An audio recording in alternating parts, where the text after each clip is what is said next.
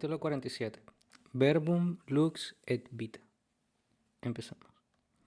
Hemos hecho alusión hace un momento al acto del verbo que produce la iluminación, que está en el origen de toda manifestación y que se encuentra analógicamente en el punto de partida del proceso iniciático.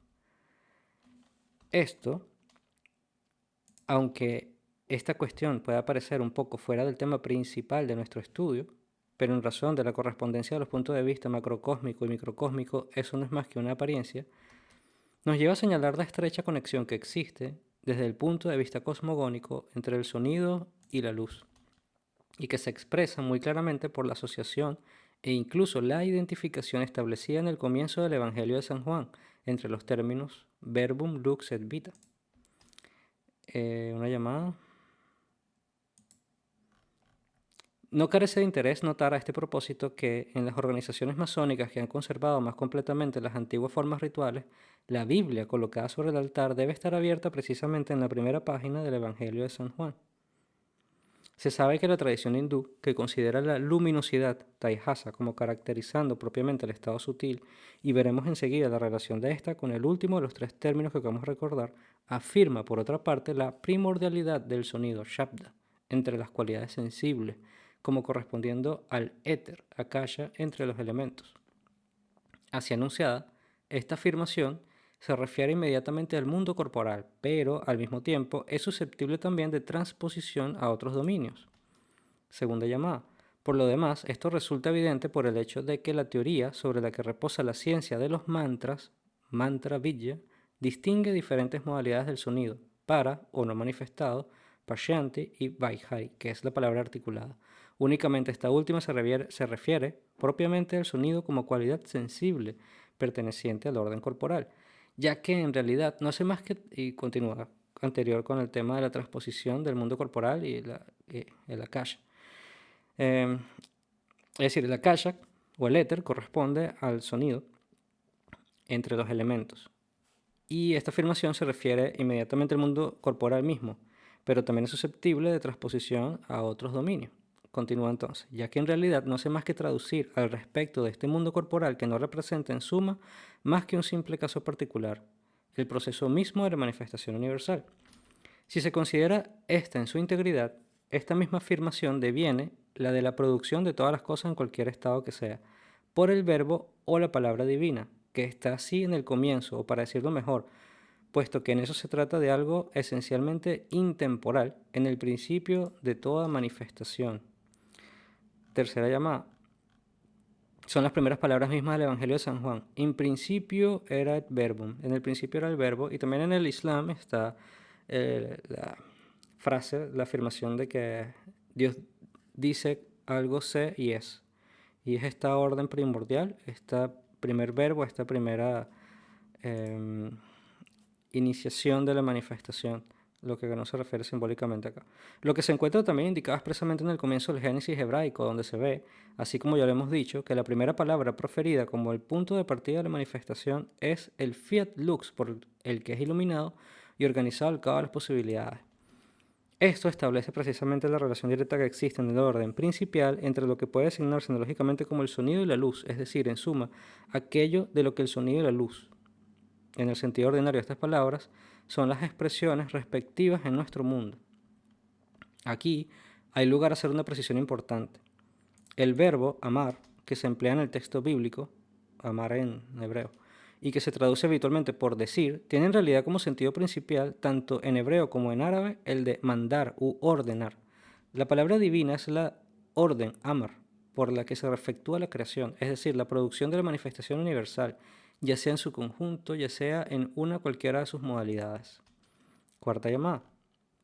Debemos recordar aquí la conexión que existe entre los dos sentidos diferentes de la palabra orden, que ya hemos mencionado en la nota precedente, es decir, de ordenar algo a nivel de organización y de orden de mandato.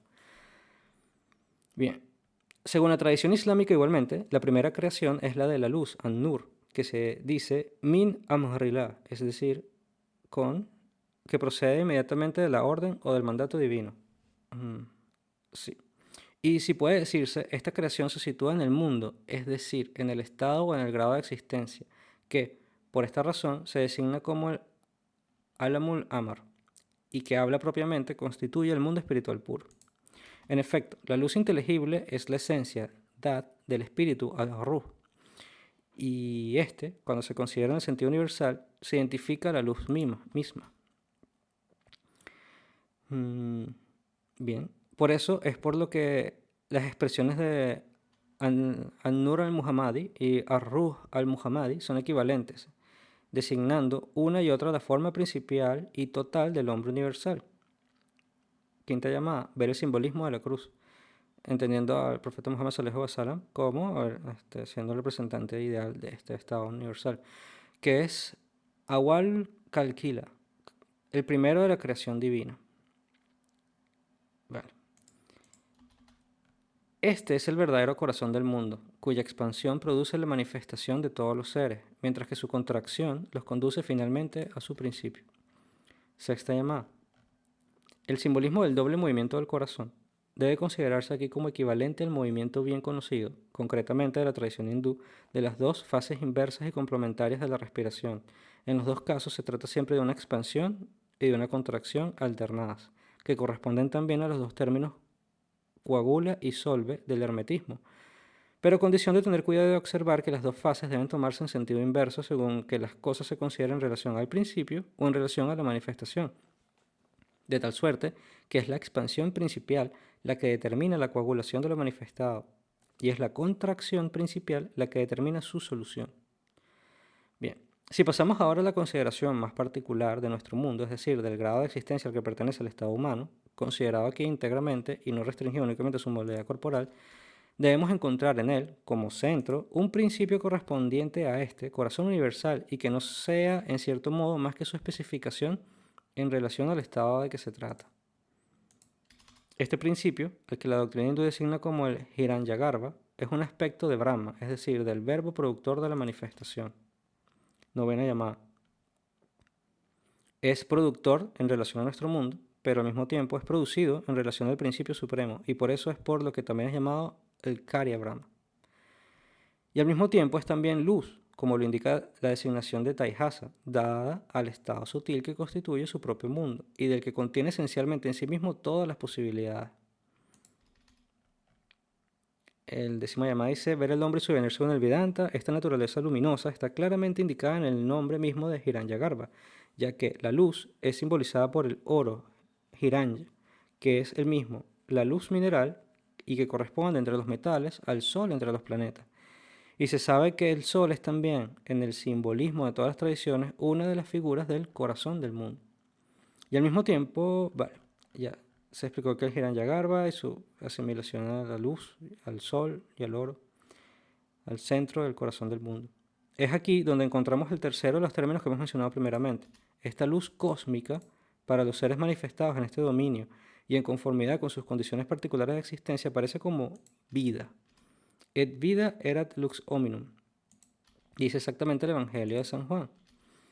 Así pues, y la vida era la luz del hombre. Así pues, bajo este aspecto, el Hiranyagarbha es como el principio vital de este mundo, todo entero, y es por eso por lo que es llamado el Jiva Gana, puesto que Jiva, vida, puesto que toda vida está sintetizada principalmente en él. La palabra Gana indica aquí que aquí nos encontramos de nuevo con esta forma global de la que hablábamos más atrás a propósito de la luz primordial, de suerte que la vida aparece en ella como una imagen o una reflexión del espíritu en un cierto nivel de la manifestación. Onceava llamada. Esta precisión puede ayudar a definir las relaciones del espíritu, al-Ruh, y del alma, al-Nafs, siendo esta propiamente el principio vital de cada ser particular. Bien, entonces en un nivel microcósmico el ser humano entiende el espíritu, el ruh y el alma, los elementos sutiles y extracorporales, el nafs, y esto en la manifestación también se corresponde entonces con una luz y una vida que tiene el mundo mismo. En un cierto estado, no, dice, y esta misma forma es también la del huevo del mundo, el Brahmanda, del que según la significación de su nombre, Hiranyagarbha es el germen vivificante. Llamada 12, el reino de la cantidad y los signos de los tiempos. En un cierto estado, que corresponde a esta primera modalidad sutil del orden humano que constituye propiamente el mundo de Hiranyagarbha, pero bien entendido sin que haya todavía identificación con el centro mismo. Hay una llamada 13 que dice, el estado del que se trata es lo que la terminología del esoterismo islámico designa como un hal, mientras que el estado que corresponde a la identificación con el centro es propiamente un makam.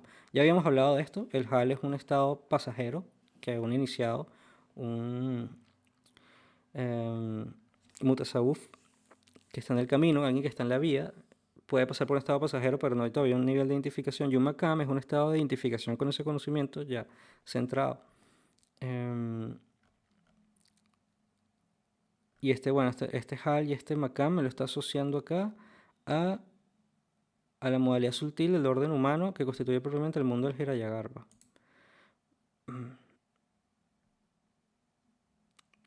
Bien. Bueno, el ser se siente como una ola del océano primordial, llamada 14. Conformemente al simbolismo general de las aguas, el océano, en sánscrito samudra, representa el conjunto de las posibilidades contenidas en un cierto estado de existencia. Cada ola corresponde entonces en ese conjunto a la determinación de una posibilidad particular. Bueno, en este capítulo está combinando dos órdenes y ya hace un poco compleja su lectura. Un orden cosmológico, macrocósmico, y lo hace la correspondencia con el orden microcósmico del ser humano, y está utilizando tanto simbolismo de la tradición islámica como de la tradición hindú, y como el huevo del mundo, según la significación de su nombre, el Hiranyagarbha es su germen. Entonces, es esa luz que produce el mundo material, vivo que vemos. Y como y que la primera modalidad de este mundo es primero sutil, antes de manifestarse el mundo físico, que es propiamente el mundo del Hiranyagarbha, que es el mundo sutil. Y bueno, es como un océano, ¿no?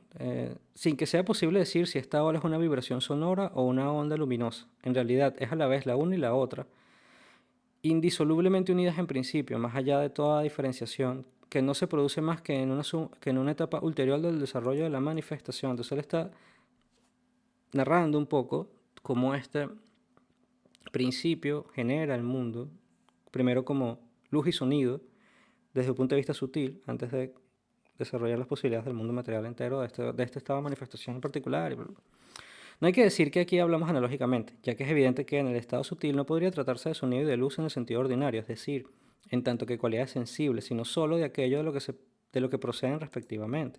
Si está hablando de que esta luz y este sonido no es la vibración del mundo material. Entendemos que la luz es onda y partícula y onda, y el sonido es un estado vibracional de la materia. Estas son correspondencias de lo que se pudiera llamar la luz y el sonido en su estado sutil o en su estado más elevado, sin llegar todavía al mundo espiritual, pero en un estado intermediario. Y que son estados, de acuerdo a esto, más principiales, más próximos al principio de lo que son sus correspondencias analógicas en este mundo material. Y bueno, continuando entonces, no podría tratarse del sonido y de la luz en el sentido ordinario, es decir, en tanto que cualidades sensibles, sino solo de aquello de lo que proceden respectivamente. Y por otra parte, la vibración o la ondulación en su acepción literal no es más que un movimiento que como tal implica necesariamente las condiciones de espacio y de tiempo que son propias al dominio de la existencia corporal. Este tema es importante recordarlo, de que el mundo material está condicionado específicamente por forma, tiempo, espacio. Pero antes de la formación del mundo corporal, antes de esta manifestación, tiene que depender de principios que transcienden estas limitaciones de forma, tiempo, espacio. Y bueno, todo lo que tiene que ver con la metafísica es recordar esta jerarquía de cosas, porque en el mundo moderno se está tan atrapado en el dominio material que es difícil reidentificarse analógicamente, simbólicamente con estas realidades que intentamos expresar, pero que solamente desde un punto de vista con las limitaciones que el lenguaje permite. Y solamente desde un punto de vista teórico, pero todo esto debe ser meditado, interiorizado para entender o asimilar lo que estas realidades imponen, porque tenemos siempre la limitación de la razón que está condicionada a este mundo. Pero bueno, continuando con la lectura de Guénon, dice, pero la analogía no es por eso menos exacta, se refiere a esa luz y sonido de nuevo. Y por lo demás, aquí es el único modo de expresión posible, reconociendo la limitación de la expresión escrita para expresar estas cosas. Así pues, el estado de que se trata está en relación directa con el principio mismo de la vida, en el sentido más universal en que se pueda considerársele. Así pues, el estado de que se trata, el del Hiranyagarbha, el estado de la vida, en relación directa con el principio mismo de la vida, en el sentido más universal en que pueda considerársele, se encuentra como una imagen suya en las principales manifestaciones de la vida orgánica misma. Vale, hay una llamada 15, vamos a leerla, respecto a este tema de la vida, el sentido universal de la vida. En la tradición islámica esto se refiere más especialmente al aspecto o atributo expresado por el nombre divino al-Hay, que se traduce ordinariamente por el viviente, pero que se podría traducir mucho más exactamente por el vivificador. Vale, entonces este atributo del vivificador es, es el que justamente manifiesta la vida y se encuentra como una imagen suya en las principales manifestaciones de la vida orgánica misma, aquellas que son propiamente indispensables para su conservación, tanto en las pulsaciones del corazón como en los movimientos alternados de la respiración. Y ese es el verdadero fundamento de las múltiples aplicaciones de las ciencias del ritmo. Claro, tiene que ver con estos temas de movimiento y del sol bicoagula y contracción y relajación. Y es un estado rítmico que es inherente a la vida y a este principio del vivificador al-Hay, cuyo papel es extremadamente importante en la mayor parte de los métodos de realización iniciática. Correcto. Por ejemplo, el Dhikr, el pranayama, todos los estados meditativos implican una conciencia importante del ritmo, sobre todo de la respiración y de los movimientos de la mente. Extremadamente importante la mayor parte de los métodos de realización iniciática. Continuamos. Esta ciencia comprende naturalmente el mantra Vidya, que corresponde aquí al aspecto sónico. Llamada 16. No hay que decir que esto no se aplica exclusivamente a los mantras de la tradición hindú, sino también a aquello que se les corresponde en otras partes, por ejemplo, al dhikr en la tradición islámica. Dhikr significa recuerdo.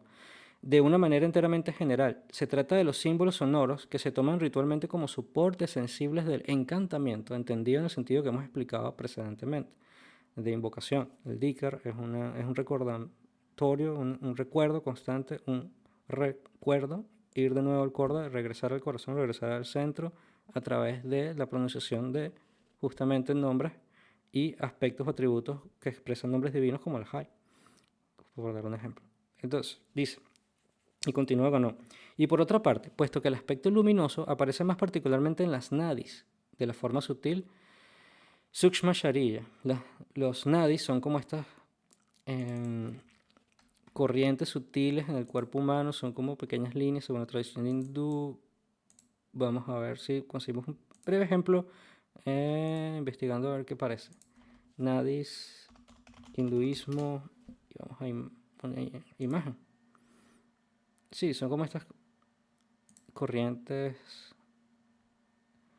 el Ida y el Pingala.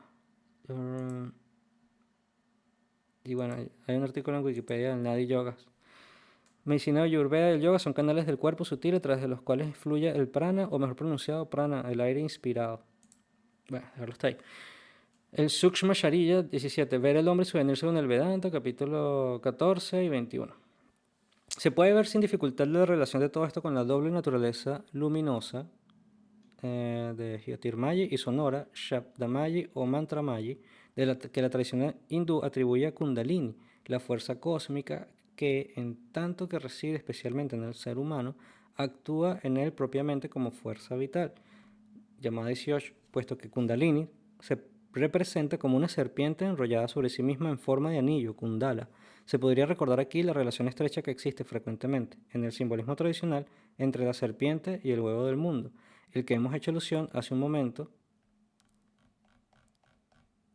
a propósito del Hiranyagarbha. Así, en los antiguos egipcios, Nef, bajo la forma de una serpiente, produce el huevo del mundo por su boca, lo que implica una alusión al papel esencial del verbo como productor de la manifestación, y mencionaremos también el simbolismo equivalente del huevo de serpiente de los druidas, que era figurado por el erizo fósil. No recordaba este simbolismo del erizo fósil. Simbolismo que entra el huevo de la serpiente de los druidas, que era figurado por el erizo fósil. Interesante. ¿Vale? Entonces continuamos así. Encontramos siempre los tres términos, verbum, lux et vita, verbo, luz y vida, inseparables entre ellos, en el principio mismo del estado humano.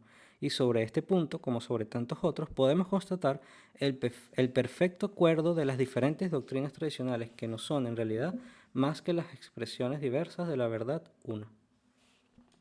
El próximo capítulo y final de este libro se titula El nacimiento del Avatar. Nos vemos en el próximo capítulo.